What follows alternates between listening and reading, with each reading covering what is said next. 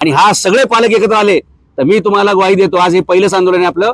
असंच आपण 4-5 दिवस 7-8 दिवस लावून धरू, भव्य मोर्चा आपण शिक्षण उपसंचालकांच्या ऑफिसवर काढू. आणि ही एक शाळा नाही, या पिंपरी चिंचवड शहरातील सर्व शाळा, या महाराष्ट्रातील सर्व शाळांमधली फी एक स्टँडर्ड असली पाहिजे. पहिलीचा मुलगा बरोबर, जर पहिलीच्या मुलाचं वय 6 वर्ष असेल तर त्याची फी महाराष्ट्रातल्या कोणत्याही शाळेमध्ये सेम असली पाहिजे. जर 10वीला बसणाऱ्या मुलाचं येस एज्युकेशन हा आमचा हक्क आहे. शिक्षण संचालकांचे मौज मजेचं ठिकाण नाहीये.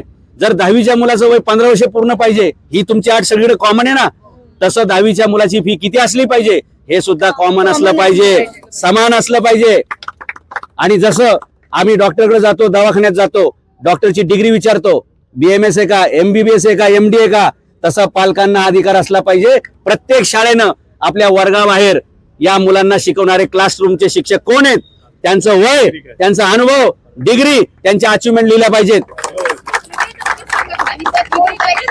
मग जिथे डिग्री सांगत नाही तिथलं एज्युकेशन डिग्रेडेड आहे हे तुम्हाला मी वेगळं सांगायची गरज नाहीये. बाकीच्या ठिकाणी आपण बघा ना, हॉटेलमध्ये गेलो तर मेन्यू कार्ड पहिलं बघतो, भाजीपाला घ्यायला गेलो तर 4 व्यवहार खाली बघतो, डॉक्टरकडे गेलं तर त्याची डिग्री तपासतो, वकिलाला केस द्यायची म्हणले तर त्याचा अनुभव तपासतो. मग जिथे आपली मुलं शिकणार आहेत तिथल्या शिक्षकांचा अनुभव, त्यांची पात्रता विचारणं हा आपला अधिकार नाही का? हे आपलं कर्तव्य पण आहे आणि अधिकार पण आहे, लक्षात घ्या.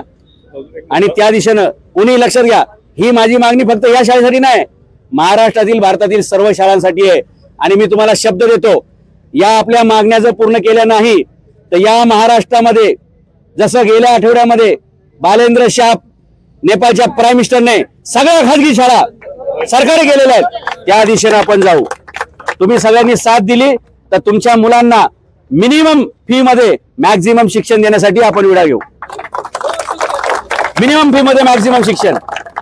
आता काय झालंय माहितीये का, मॅक्झिमम फी मध्ये मिनिमम शिक्षण म्हणजे शिक्षणच नाहीये. पहिले विचारतात की तुम्ही ट्युशन लावली आहे का, मग त्या मुलांना एकदम हे करतात की हो हो चला मग. म्हणजे असंच आमचा एक मित्र आहे बघा, शिक्षण विचारतात पहिले सर. अरे वा वा वा, मेन मुद्दा आहे की वडिलांचं शिक्षण काय आणि आईचं शिक्षण काय, पगार पण विचारतात. हे बघा, तुम्हाला शिक्षण विचारण्याची 2 कारण आहेत. ऐका, पालकांना तुमचं शिक्षण किती हे विचारण्याचे 2 नियम असतात किंवा 2 त्याचे उद्देश असतात. एक, जर तुम्ही सुशिक्षित असताल तर याचा अर्थ तुम्ही फी वाढीच्या विरोधात आंदोलन करणार नाही हे त्यांना खात्री करायची असते. नंबर 2, जर तुम्ही कमी शिकलेले असताल तर तुम्हाला आणखी गंडवता येईल हे त्यातून सिद्ध होत असतं. आणि ज्यावेळी ते तुमचा पगार विचारतात, पगार यासाठी विचारतात की यांना अजून किती पिळता येईल, यांना अजून किती यांच्या घशातून फी काढता येईल, बरोबर ना.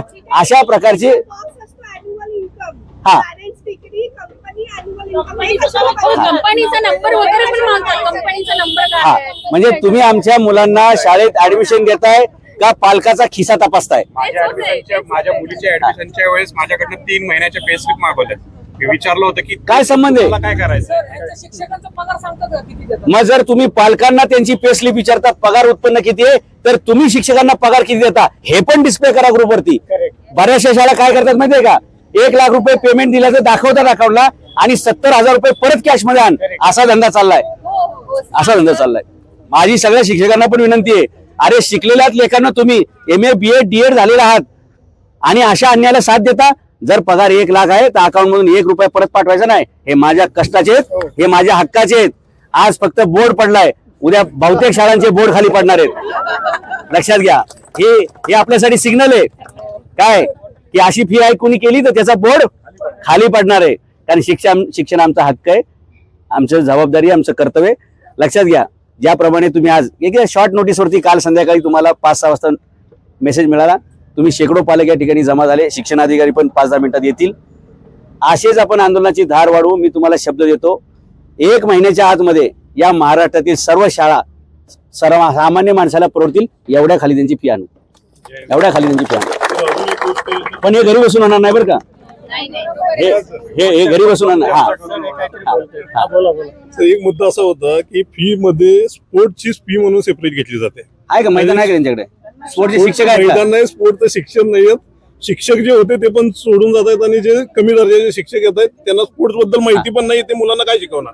ज्या शाळेचे शिक्षक सारखे बदलले जातात समजून जायचं त्यांना पगार दिला जात नाही. हो माझा मुलगा शिकवतोय ते कराटेचं, त्याला म्हणतात की तो शिकवतोय ते कराटेचे बरेच क्लासेस तो घेतो. सर अजून एक मुद्दा असा थोडी जागा दे त्यांना. आणि म्हणजे काही मोठ्या शाळा अशा आहेत की ज्याच्यामध्ये फक्त पाहिलं जातं तुम्ही डॉक्टर आहात का, इंजिनियर आहात का, IT मध्ये आहात का, आणि कमीत कमी 1 लाख रुपये डोनेशन घेतात. ते पण स्वतः घेत नाही, ते एका धर्मदाय संस्थेला सांगतात त्यांना द्या, आणि मग ते पैसे कुठे जातात ती ट्रस्ट यांचीच असते, शाळेचीच असते. जेव्हा ट्युशन फीस घेतात ना सर तर दुसऱ्या अकाउंट नंबरचा त्यांचा हे करतात, ते नंबर देतात. नाही, पालकांची आज चूक अशी आहे की शाळेचे ते घेत नाही. पालकांनी जोपर्यंत संघटित होत नाहीत, हिशोब विचारायला तयार राहत नाहीत, जसं ते तुमचा पे स्लिप विचारतात तसं तुम्हालाही किती पगार देता आणि काय सुविधा देता त्याचं रेट कार्ड असतं की नाही, रेट कार्ड असतं की नाही. बॅलन्सिंग दाखवलं पाहिजे. शाळेचं हे बघा, benefit.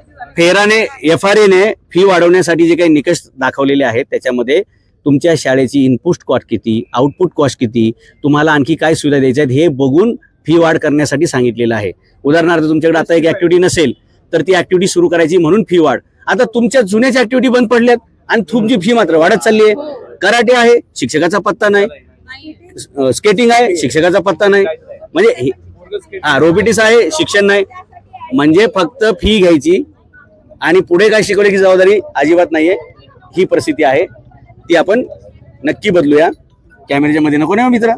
तुमचा मुलगा कराटे शिकवतो, तर त्यालाच पगार द्यायला पाहिजे त्यांनी. सिरियसली ना, तो सांगतोय की बऱ्याच वेळेस तो शिकवतो.